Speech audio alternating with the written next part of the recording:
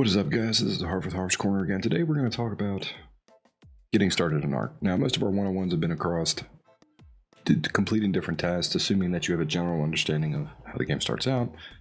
And in truth, you might not. So that's what we're going to go over and talk about, just the getting started in Ark and how to stay alive. And if you'll notice, I'm butt naked and I ain't got no clothes and no chili helmet. Like, this is not the usual hard we're used to seeing. Brand new character, I'm on the island. So if you're not familiar, if you don't know, Ark is a survival-based game based around creating, building, eating, drinking, crafting, taming. You do a little bit of everything. What sets it apart from most survival games is the ability to, tame animals and things like that. But if you're just starting out and you're butt naked, hanging out, and like I am right here, you're kind of wondering where to go to, what to do, what not to do. And that's what we're going to start off with. So starting off, like, you're going to start naked and you're usually going to spawn in whatever area you spawn in, but primarily you're going to need to make some tools and make something to keep you alive. Punching trees, though, and stuff like this will give you options to thatch and wood, which is something you're going to need right off the bat. And also, in a lot of cases, you could pick up stone off the ground, which is going to help you create those first initial tools to get you going. Now, the stone pick's going to be able to harvest a little bit of resources primarily for you, and you're going to use that to really start making a lot of your higher end tools and a lot more stuff. Now, right from the get-go, we can start harvesting more with this pickaxe, and that is exactly what we're going to start doing. We're going to grab wood, we're going to grab all sorts of stuff. We can also harvest the stone nearby. We're going to need a lot of that too. We're going to need a little bit of everything. Every resource in this game that you pick up does have a purpose. It doesn't necessarily mean that you should be hoarding everything. What I would suggest is building something small, temporary, to house what you need until you're able to go a little bit further. As you level up, you'll be able to spend character points and level up your attributes however you feel is necessary. All of these things have distinct benefits. So your health obviously is going to raise your health. Your stamina, you use stamina when you run, when you attack, when you swim. So having higher stamina allows you to do all those things for a longer period of time. Oxygen allows you to stay underwater for longer, and depending on the server you're playing on, also allows you to swim faster. Food and water, you're going to lose food and water over time. That is a top cap of how much food and how much water you can retain. Having a higher stat in those means that you can go longer without eating, technically. Weight is pretty straightforward. It's how much you can carry. Melee, again, straightforward. How much damage you can deal out with your melee attack. Your movement speed, again, is pretty straightforward. There's your movement speed. Your crafting skill determines how fast things are crafted on your person, and also dictates what the quality is. Later on, you're going to find blueprints for items that can be made at a higher quality level, and having a higher crafting skill allows you to craft even better things. Down to your fortitude. Your fortitude dictates your reaction to the elements. The environment on every map that you play on will be hot, cold, somewhere in the middle, extremely hot, extremely cold, and your fortitude will play a factor in how well your character adapts to those areas. If you're just starting out, I would recommend weight. I think weight's something you're going to need very early on. Now, when you level up, you're also going to have Engrams, and what Engrams are really just blueprints that you're learning how to make. They all have costs associated to them, and as you can see, I'm running an S+ mod, so a lot of these are zeroed out because they just come with the mod. But going down to like level 2, you'll notice they cost certain points, and you'll get Engram points as you level up. Don't immediately try to unlock everything, because if you're playing on an official type server, you're only going to have so many Engram points. You're not technically going to be able to unlock everything, so choose wisely. Stone hatchet is something we're going to need off the bat. The spear is definitely something we're also going to need to defend ourselves, so we're going to see if we can make a hatchet. It looks like we're going to make a hatchet. Alright. So we got some basic tools. And we're fairly lucky. We're in an area where there's not a lot of mean stuff nearby me. But I'm going to see if I can find some food. Food can be found in two different ways. You can harvest it off of animals by killing them and cooking the meat and eating it. You can also pick it off of bushes, and they look in various forms. We're going to use these ferns actually, and you'll notice I'm picking up a bunch of different types of berries as well as fiber. Fiber is another key ingredient for your building structures early on, and also some of your armor early on. It's kind of one of those resources that you're always going to need for something, so it's always a good idea to have those. Food is pretty straightforward. Now, as far as berries go, stem berries and narco berries are things you do not want to eat. Not usually. We're going to hotkey the measure berries and eat those. Narco berries are used to make narcotics to tame animals later on, and your stem berries are usually used to increase your torpidity to keep you from getting knocked out. Can also, and all of these berries are used to make certain recipes, but we'll talk about all that later. Primarily, you want to use the 4 colored berries, not the black ones or the white ones, because they'll have negative effects on your character. Eating narco berries will knock you out. Eating stem berries will actually dehydrate you too quickly. It's also pretty good, especially when you're starting out trying to figure out where you want to go and what you want to do, is building by water. Water's important. I'm right here. I can refill up on water, and I keep my food so I can just eat that too. Staying on top of your food and hunger will exponentially mean a lot more later on. And this is definitely a little frustrating at first because, you know, you're constantly eating and drinking, I completely get it, but it will get easier later on. We got a couple level ups now. The level ups come pretty quick early on. You're not going to need a whole lot. We're going to make ourselves a campfire, and we're going to start unlocking some of our clothing. Now, to the left of all of these Engrams, you'll see that the big number. The big number is the level of which you need to be able to unlock them. And then the small number over the Engram is what they actually need to, how many Engram points you need. If you hover over each individual Engram, it'll tell you exactly what it is, the crafting requirements and all that good stuff. And later on, if it's something that you can't craft on your person, it'll note that in there as well. So normally in the beginning, all your crafting things would just be done in this crafting tab. I have these sorted by folders, which you can do. It's up to you. You can always search for them up in here as well. We're going to try to make some armor. So we just need fiber for some of this, but we need hide to make the pants and the gloves. And you have item slots to put all your armors on. You have the head, torso, legs, hands, offhand, and your feet. Your offhand is primarily used for things like a shield, but can also be used for some special edition things that came out with the game as well. But primarily, you're probably going to use it for shields. The other thing to pay attention to, right in between these two stats, it gives me the day, the time, the temperature outside, which you can change in your settings to do Fahrenheit or Celsius, whatever you prefer. But it'll also tell you what your total armor rating is, and what your hypothermal insulation is, and what your hyperthermal insulation is. This tells you how quickly you adapt, how you're handling cold and hot temperatures. Different armors do different things. But we take these back off. You'll see the notice up there saying that you're getting cold and a little snowflake down at the bottom right-hand corner.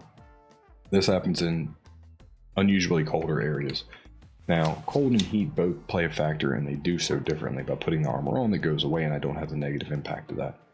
Cold weather, if it's just that snowflake, it means that your food will drain faster than normal, right?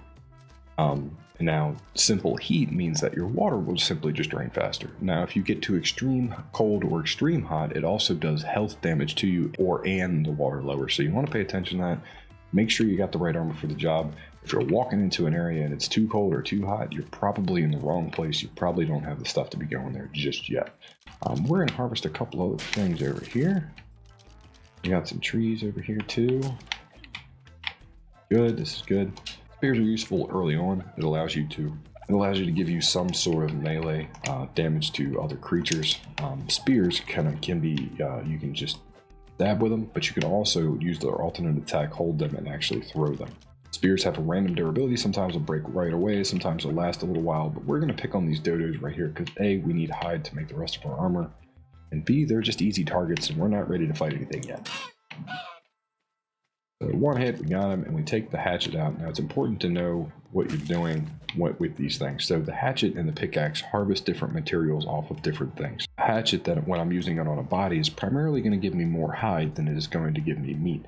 Whereas a pickaxe would give you more meat, but less hide. So it's important to use the right tool for the job that you're trying to get to. This also changes when you're harvesting resources. Now, if I walk over to this rock and hit it with a stone hatchet, I'm getting more stone and less flint. If I switch to the pickaxe and hit it, I'm getting a little bit more flint and a little less stone. And this is what happens when you're carrying too much. The guy starts to be encumbered. You see the weight down at the bottom right-hand corner. I'm moving slower. I can't move very fast. And yeah, so this happens when your weight stat gets a little too high up, and when it does max out or gets over that, you will be stuck. You won't be able to move. So definitely pay attention to your weight as well. We're going to craft a campfire, place it on the ground, start cooking some meat, because, you know, meat is always a good thing to have. Now you can either activate these straight from the menu, or you can hotkey them to place them on the ground, but either way, you'll see it highlighted down here where if you can place it into the green, you'll confirm the placement, and then you can view the inventory. Campfire is pretty straightforward. You throw some sort of fuel source in there, wood, thatch, or fiber, and then you throw whatever food, or not fiber, wood or thatch for the most part, and then you can light the fire and it will slowly but surely start cooking that meat. We're actually going to walk away from it and let it do its thing. We need another couple of levels to be able to unlock some thatch fit building. So we're going to go kill a couple more of these things. Oh, there we go. Got a level right there. That's good. That's good. So we're going to go, I'm going to stick to weight for a little while just because I want a decent carry weight. And as far as our Engram points go, we need to start making some sort of house to hide in. So that's what we're going to start doing.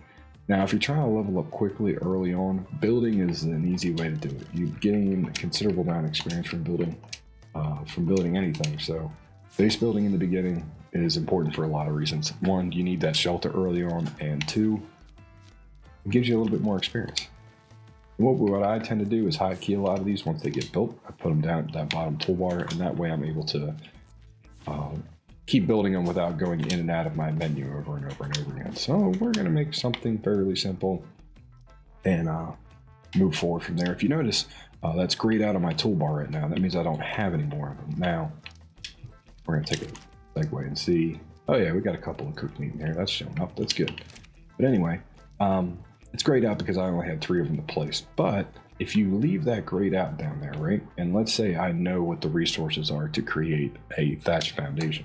I know that it requires thatch, I know it requires wood, and I know it requires fiber. I have a lot of fiber and I have a decent amount of wood, so chances are I need more thatch. So hit this tree over here. Now, if I hit that same key, it'll just auto build it if I have the resources to build it, which is really convenient. That way I don't have to go in and out of my inventory. If you're building something massive, it's extremely helpful.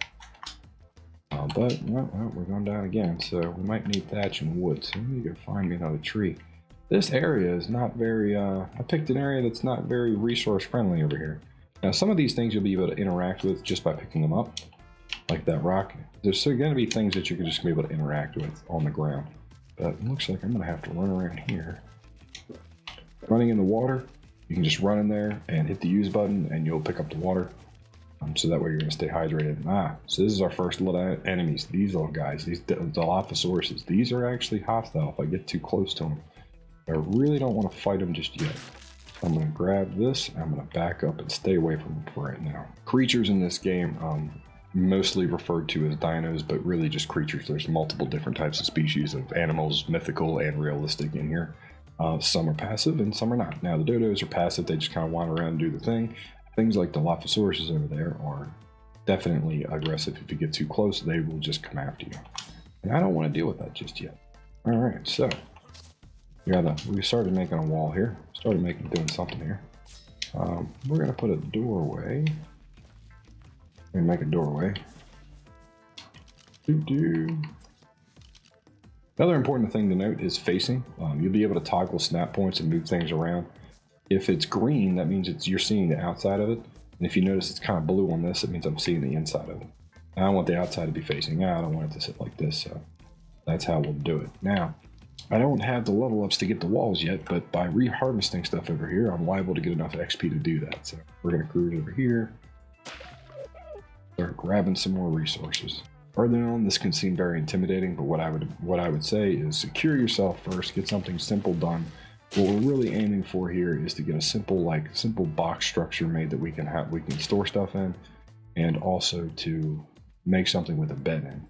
When you die in this game, if you do not have a bed to spawn on, you will just have to randomly spawn somewhere on the map.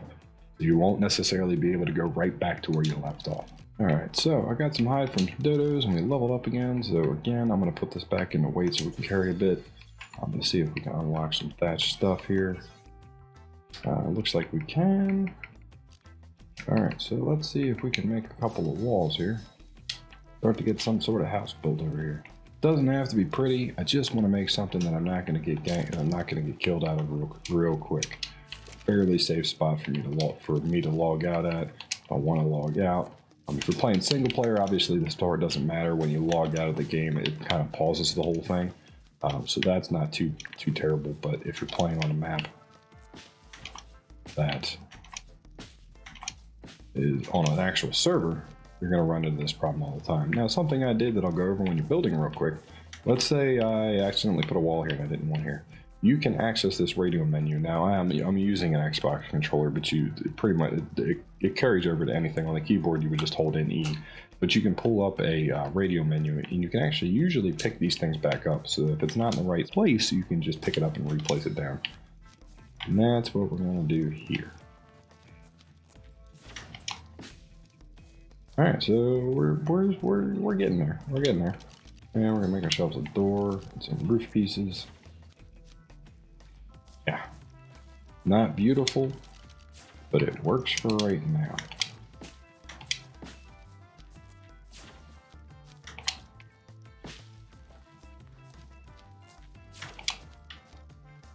Now this stuff I'm crafting on my person seems to be taking a little while.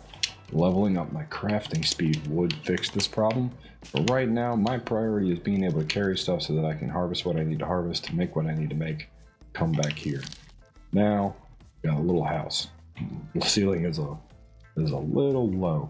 Now, towards the right-hand corner, you'll see, let me close this door. Towards the right-hand corner above my stats, you'll start to see that hand and the house.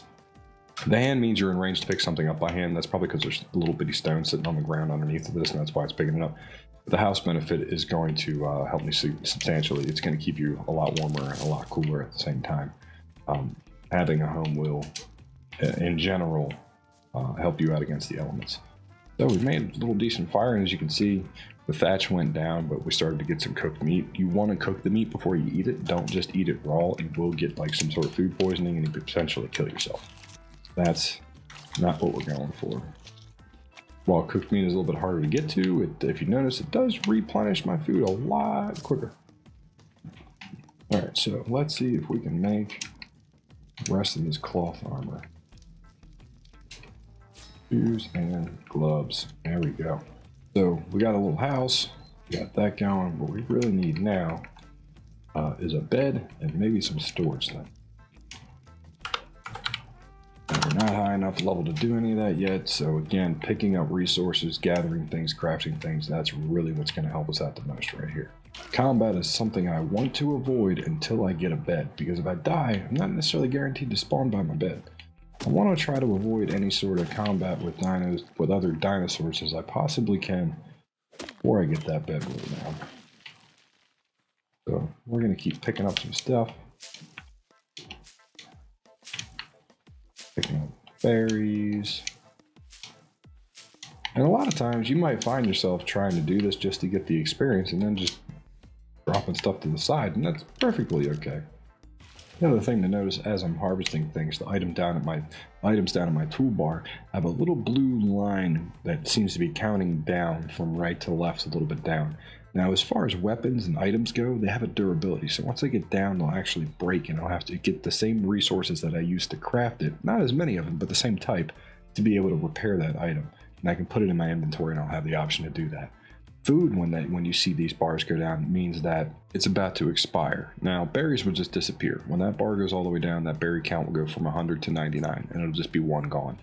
Meat, what will happen is when that bar goes down, it'll go to 20, and then a spoiled meat thing will be added in my inventory. Spoiled meat might seem like it's completely worthless, but it's actually a key component into making narcotics, and narcotics are really what you make to tame animals, most animals in the Ark universe, so it actually is fairly important.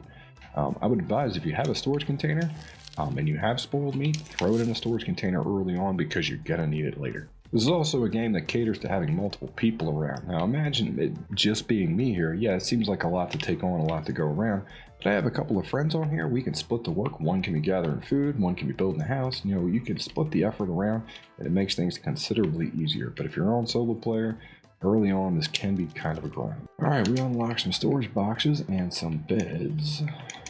As soon as I find them, I think it's in structures. Yep, in beds. All right, so we can have a hide sleeping bag. So we're gonna make a sleeping bag, and we're also gonna make a storage container. And what that allows us to do, instead of running around slow everywhere, we can drop everything in there. All right, let's see. We got this. We got this. So let's Let's drop our sleeping bags. Normally, I'm going to go to first person real quick, just so we can see a little better here. Are normally a one-use thing only. Like when I use this, when I die and come back here one time, it's going to disappear and I'm going to have to make another one on. So be careful about that. If you have the opportunity, make a couple of them just in case. We're going to create some storage bins in here, and I'm actually just going to throw everything right in that storage bin to clear my inventory out as much as I can. I have a little bit of food with me, and everything else is going to go in there. And again, you'll see these berries, they have a spoil timer on them. Until later on, there's really no way around extending that spoil timer. But don't stress about it too much. Now remember those Dilophosaurus that I mentioned earlier? We're going to go over there and pick a fight with them. I'm going to show you how the aggressive dinos will react to you. We'll come back and get ourselves a little bit situated, and that'll be it.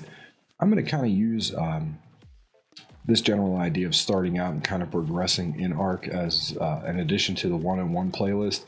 When specific things happen that I think are a big deal and should have their own video, we'll touch on them and individually, or if we have other suggestions from the community, we'll hit them individually. But just for a starter, this will work fine. So we got one there and one over here. So we got two Dilophosaurus at least out here.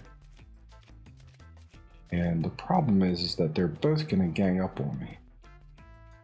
But let's do it. Worst case scenario, I died. You can see how that works too. All right, so these go. Oh, got him in one hit. Never mind. Never mind. What you got there, buddy? What you got? What you got? What you got? What you got? What you got? What you got? Level 1, down for the count. All right, so got both of them. That worked out pretty well. Worked out pretty well. That was the best possible scenario. Some of the smaller guys you probably shouldn't be too afraid of, to be honest with you. You're probably gonna manhandle them pretty quickly. It's the bigger guys that you'll have problems with. On but back to our base. So we killed some things. We got some hide. We progressed a little bit. We got a little bit of armor. We got some food. We got some water. Made us a little bunk to hide out in and a place to store resources. Now that you notice this fire, it'll go out once all the fuel has been gone out of it, and you can either put more fuel in it or just let it go. And we're going to let it go for tonight because when we come back, it's probably going to be spoiled the next time. Anywho, that is going to be it for this tutorial, and that's pretty much ARK just starting out, and it's very simple as far as how things operate in the universe. And again, we're going to progress through this a bit more into start from here and get to like the mid-level, even more towards the mid-level of where you want to be in the ARK universe. Do like a full series starting from there. But anyway, this is ARK just starting out, just the basics. If you like this video, please let me know what you think. If it's helped you at all, feel free to let me know that too. Drop something in the comments. Please subscribe to the channel. Definitely hit that notification button so you know when the next videos are coming out. Feel free to follow me on Twitch as well. We Twitch stream. My schedule says Fridays, Saturdays, and those are the 2 days I'm dedicated to Twitch streaming, but you'll also see me there occasionally throughout the week. Feel free to follow me on there and chime in and ask me some questions. If there's something you're trying to have done or something you need explained, I'll be more than happy to drop what I'm doing and help you out. And again, guys, thanks for hanging out, and until next time.